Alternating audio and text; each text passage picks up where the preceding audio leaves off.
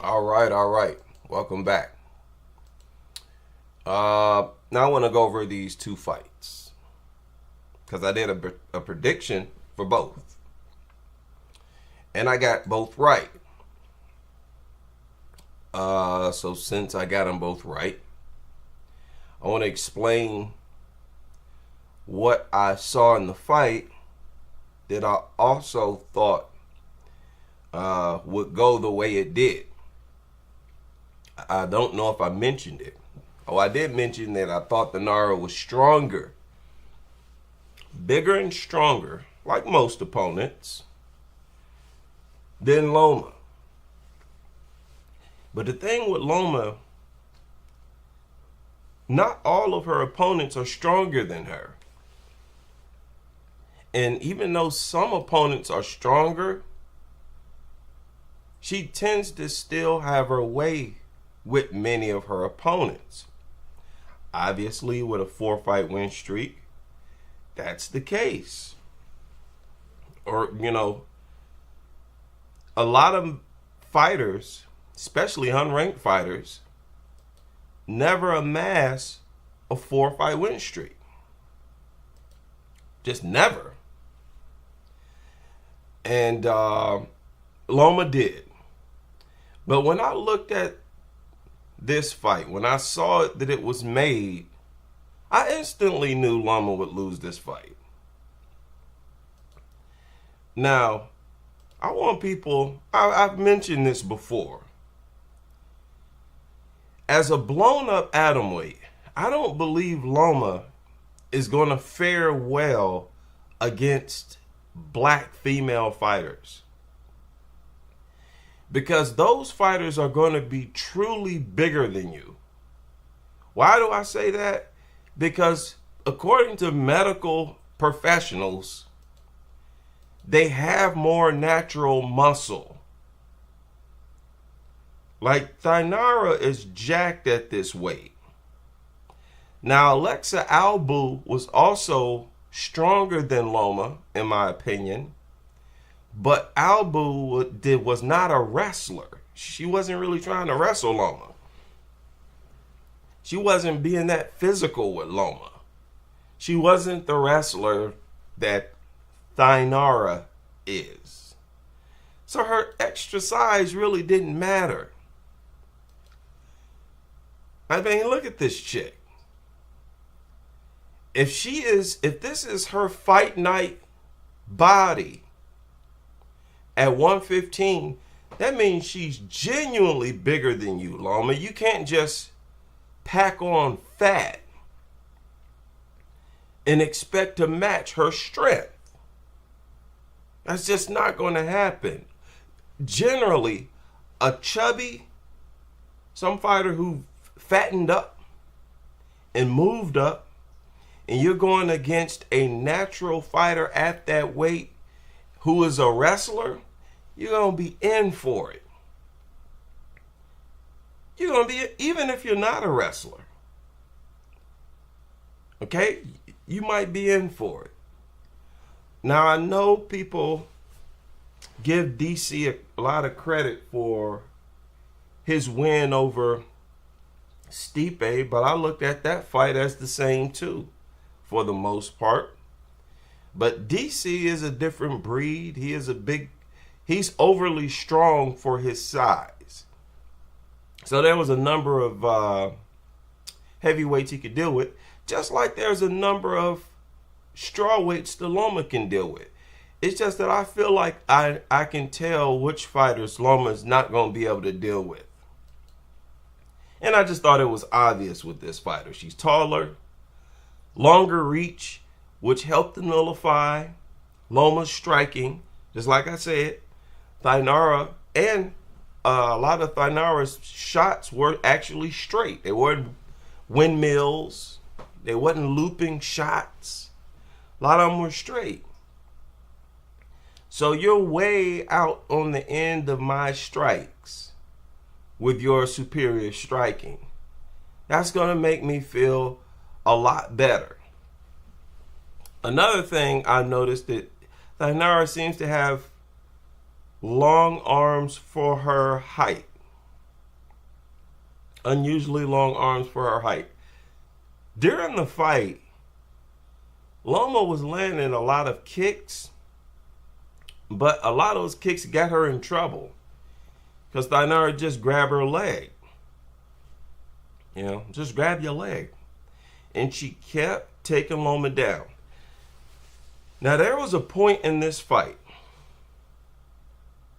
when Loma fell on the ground. Y'all remember that? Can't remember. It's right here. Right before this happened, watch the film. You're going to notice Loma tried to trip her. Pay attention to their feet during this sequence. Loma actually tried to trip her. But Thainara was so strong, her leg never budged. It was like Loma tried to trip a statue that was embedded into the ground. And Loma just fell. Instead of actually tripping Thainara, Loma fell herself. And Thainara also simply just muscled her off balance. It was a crazy display of strength on part of Thainara compared to Loma. It was like, man, please. They could fight 5 times and I'd take Thainara. Okay? You know, that's just what it is. You can't be a blown up atom weight and really make it up to get a title shot, in my opinion. You know, I don't know if she had to take this fight or not. But like I said, if her team had the option to turn it down, we've heard about fighters turning down fights. They should have turned it down. You're on a 4-fight win streak. You're the ranked fighter. Why would you accept a fight against an unranked fighter, period? At that point, you're number 14 and you're on a 4-fight win streak. It's not like you lost. So it's like, you know, why would you fight down? Apparently a fighter like this. That's why I say maybe she wanted to just get a paycheck. Maybe times are hard. She didn't want to wait. And they said, hey, this is the only opponent we got for you. I don't know. But it didn't work out for Loma. Now I got the other fight right as well. I picked Michelle Montage and she won. Luana Carolina tried to keep the fight on the feet, but she couldn't. All right, she just couldn't. And Carolina lost, you know, some of the striking. Not the majority, but some. But let me tell you, Michelle Montage better learn some defense. Because I think she's a little too easy to hit. She was getting hit and she was leaving her head straight up. You know, and here you can see she got her eyes closed. So on the feet, I think Montage got some things to work on. I mean, her head is straight up. She got really poor defense for strikers. Extremely poor. You saw Carolina lean back and lean to the side and to avoid shots. Michelle don't do that. And on top of that, she leaves her hands down. She tends to leave her hands down. So she's a sitting duck for her opponent's strikes. And my experience, fighters that like that tend to not make it. They tend to not make it. Now, I actually expect her to earn some stoppages here in the UFC. Because generally, Luana Carolina is kind of hard to stop, generally. But I also see her having problems with fighters who can strike.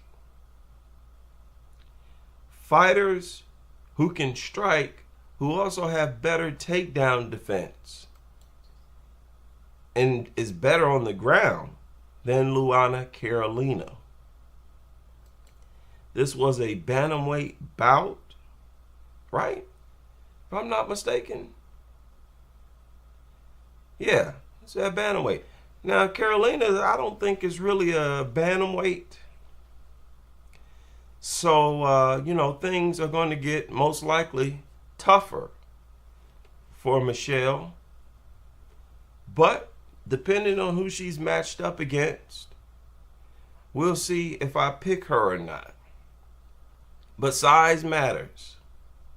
Weight class matters. And on this night, both of these smaller fighters who moved up lost.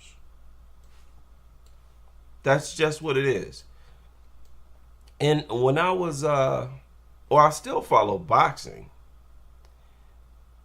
but weight class is taken more seriously in boxing, for the most part.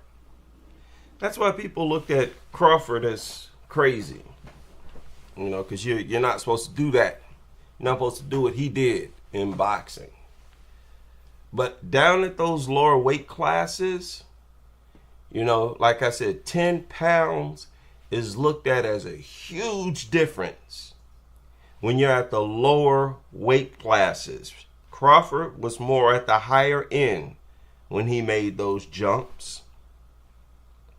But when you're making a jump and you're a blown up atomweight or even a blown up flyweight, there's a good chance that your lack of size is going to work against you. So, yeah, it is what it is. Yeah, I don't see Montage really being that successful against fighters with good striking skills and good takedown defense, maybe even, good on the ground themselves.